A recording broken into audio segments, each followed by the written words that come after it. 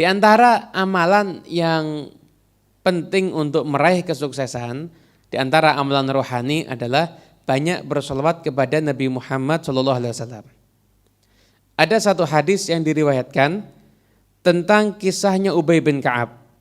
Ubay bin Ka'ab berkata pada Nabi, "Ya Rasulullah, aku akan memperbanyak sholawat kepadamu.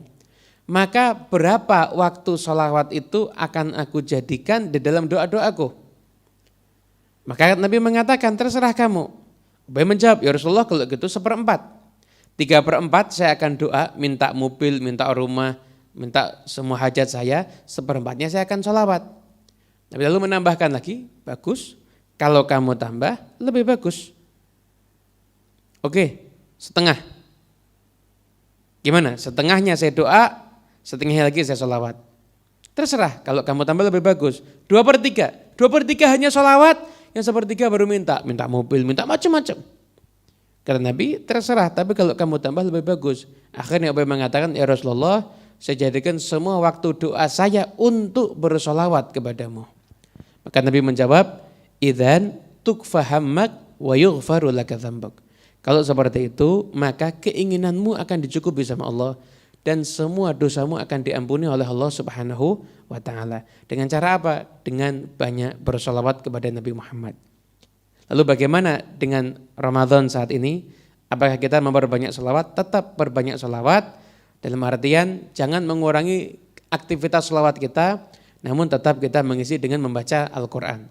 Kalau baca Al-Quran mungkin kita harus menggunakan mushaf, tapi kita duduk itu bisa bersolawat, kita berdiri bisa bersolawat, jalan kaki bisa bersolawat. Pokoknya jangan pernah kehilangan waktu untuk memperbanyak sholawat kepada junjungan kita Nabi besar Muhammad SAW. Kisah pada kesempatan kali ini tentang seorang penjual parfum dari daerah Qurh. Ada seorang penjual parfum yang terkenal orangnya itu soleh. Dia orang yang amanat, dia pedagang yang jujur. Nah, suatu ketika dia terbelit hutang dan akhirnya dia harus menutup sementara tokonya dan dia mengurung diri di rumah. Karena mungkin banyak didatangi orang yang akan nagih hutang dan dia nggak punya harta. Akhirnya dia isi waktunya di rumah untuk memperbanyak doa, memperbanyak salat sunnah, memperbanyak bersolawat pada Nabi Muhammad. Sampai datang malam Jumat, maka beliau ini seorang penjual parfum ini berdoa sebanyak-banyaknya dan sebelumnya juga bersolawat dengan sebanyak mungkin. Selesai dia solawat, berdoa, kemudian dia terlelap tidur, maka dalam tidurnya berjumpa dengan Nabi Muhammad SAW. Maka Nabi mengatakan, datangi Ali bin Isa yang saat itu menjadi seorang wazir, pejabat tinggi. Maka Nabi mengatakan, saya telah mengatakan pada Ali bin Isa untuk menyerahkan kepadamu harta 400 dinar. Ambillah dan gunakan untuk keperluan kamu. Nah, perlu kita ketahui hitungan angka dinar biar kita bisa membayangkannya, menghadirkan kisah ini real dalam kehidupan kita. 1 dinar itu ketika masa normal harga emas, itu pernah saya hitung kurang lebih hampir 2,5 juta. Nah, katakanlah 1 dinar itu 2 juta, biar kita menghitungnya gampang, 400 dinar itu berarti 400 dinar dikalikan 2 juta, berarti angkanya 800 juta. Nabi Muhammad SAW memerintahkan seorang pejabat memberikan uang 800 juta untuk siapa? Untuk orang yang rajin berselawat kepada Rasulullah SAW. Dan setelah terbangun dari tidurnya, maka orang ini berpikir, utang saya 600 dinar. Nabi memerintahkan untuk memberi 400 dinar. Berarti kalau dia punya hutang 600 dinar dan dia dapat dari pejabat tadi karena perintah Nabi 400 dinar, maka hutangnya dia hanya tinggal 200 dinar. Wah, lumayan itu. Kemudian setelah itu dia berpikir, tapi benar enggak mimpinya? Tapi dia teringat dengan hadis Nabi, fa inna syaitana la yatamatsalu bi. Orang yang lihat Nabi itu benar-benar lihat Nabi. Kenapa? Karena setan tidak bisa menjelmakan dirinya menjadi Nabi Muhammad. Akhirnya udah dah, aku datangi dah si pejabat itu. Didatangi ke sana, ternyata ditutup pintunya. Izin masuk nggak boleh, dilarang. Maka dia tunggu Dia sedih. Kok susah saya mau masuk. Nggak ada kesempatan nih kayaknya. Yang jaga nggak kenal sama saya. Siapa saya cuma penjual parfum. Nah keluarlah dari sisi pejabat itu, dari dalam rumah sekelompok orang, di antaranya ada para ulama. Maka di antara ulama tersebut ada yang mengenal si tukang parfum. Setelah itu ulama tadi dipanggil, dikisahkan. Kemudian kata ulama, selama dengar kisahnya dia bermimpi berjumpa dengan Nabi Muhammad, ya berarti yang dicari ini kamu. Ini si pejabat Ali bin Isa ini, si wazir, dia lagi cerita, dia mimpi berjumpa dengan Nabi Muhammad, maka Nabi memerintahkan untuk memberikan uang sejumlah 400 dinar untuk salah seorang pedagang parfum yang ada di daerah Qurah. Ya, siapa lagi? Kita kalau nyari pedagang parfum semuanya kan bingung. Ini pasti kamu yang dimaksud. Akhirnya kemudian setelah itu dikondisikan sampai akhirnya bisa berjumpa dengan Ali bin Isa. Ketika dia masuk ditanya, kamu siapa? Nama saya Fulan bin Fulan, saya Athar, seorang pedagang parfum. Dari Qurah ya? Iya benar. Saya mimpi berjumpa dengan Nabi. Nabi memerintahkan saya untuk memberikan kepadamu 400 dinar. Dan setelah itu saya cari kamu tapi nggak ada yang tahu, dan ternyata memang benar kamu ini. Ya udah, kata Ali bin Isa, oleh karena itu ini saya akan berikan kepadamu 400 dinar sebagai saya menaati perintahnya Rasulullah.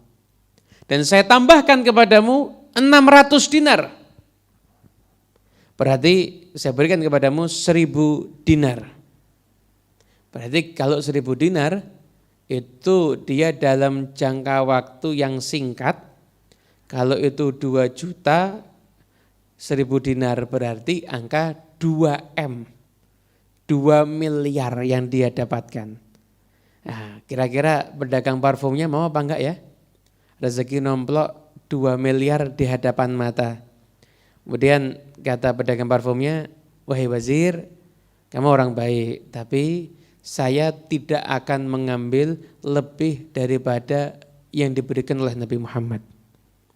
Saya berharap keberkahan di dalam harta itu bukan banyaknya. Nah, ini mental yang perlu ditiru untuk orang yang hidup di zaman sekarang. Jangan lihat nominal, tapi lihat berkahnya. Anda misalkan menjual barang dengan cara yang jujur, cara yang benar.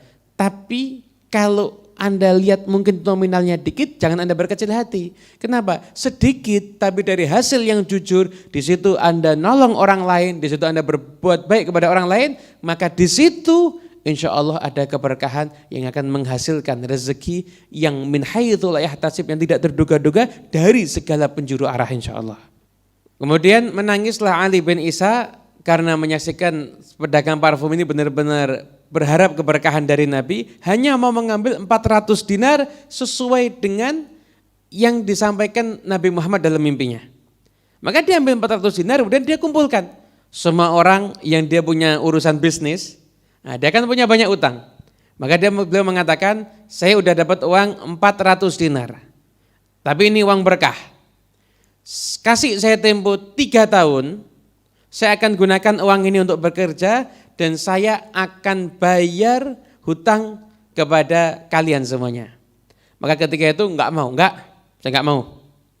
Kamu sekarang bayar uang kita dulu sebagian, setelah itu kamu pakai untuk kerja sebagiannya, enggak ada masalah. Oke.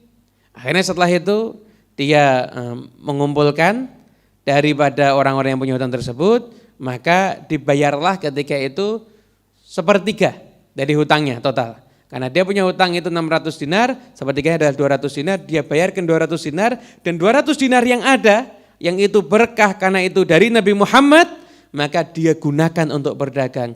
Dan hasilnya belum genap 1 tahun, maka dia telah memperoleh harta sebanyak 1000 dinar. Dan dia bisa melunasi semua hutangnya, bahkan beliau mengatakan wa mazala mali yazid wa hali yasluh. Maka selalu hartaku itu setiap saat bertambah dan keadaanku semakin baik. Alhamdulillah, ini semuanya berkat sholawat kepada Nabi Muhammad sallallahu alaihi wasallam. Nah, teman-teman yang dimuliakan Allah Subhanahu wa taala, saya akan menggarisbawahi cerita ini dengan 2 poin yang inti. Yang pertama, kita sholawat itu bisa menyelesaikan hajat-hajat kita. Bisa menyelesaikan banyak urusan kita kalau kita mau bersolawat kepada Nabi Muhammad. Tapi repotnya orang zaman sekarang ini, ketika baru mulai sholawat udah nanya, saya harus sholawat berapa kali?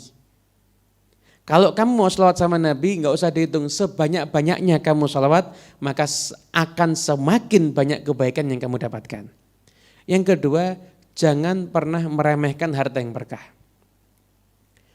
Ada harta itu punya berkah. Bisa jadi harta itu berkah karena itu dagang Anda yang jujur. Bisa jadi harta itu berkah karena Anda mendapatkan pemberian daripada orang yang soleh. Bisa jadi harta itu berkah karena Anda punya muamalah dengan orang yang soleh, Anda ada bisnis dengan orang yang soleh, maka uangnya orang soleh tersebut yang yakin dari halal itu menjadi satu keberkahan. Dan uang itu kalau Anda pakai untuk usaha, untuk jadi modal, maka akan berlipat-lipat menghasilkan keuntungan. Kenapa? Karena keberkahan yang ada di dalamnya. Oleh karena itu, di dalam masa-masa susah seperti ini, mari kita berbanyak sholawat dan jangan pernah meremehkan sekecil apapun hasil usaha yang kita dapat.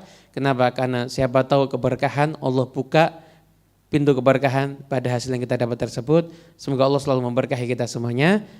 Wassalamualaikum warahmatullahi wabarakatuh.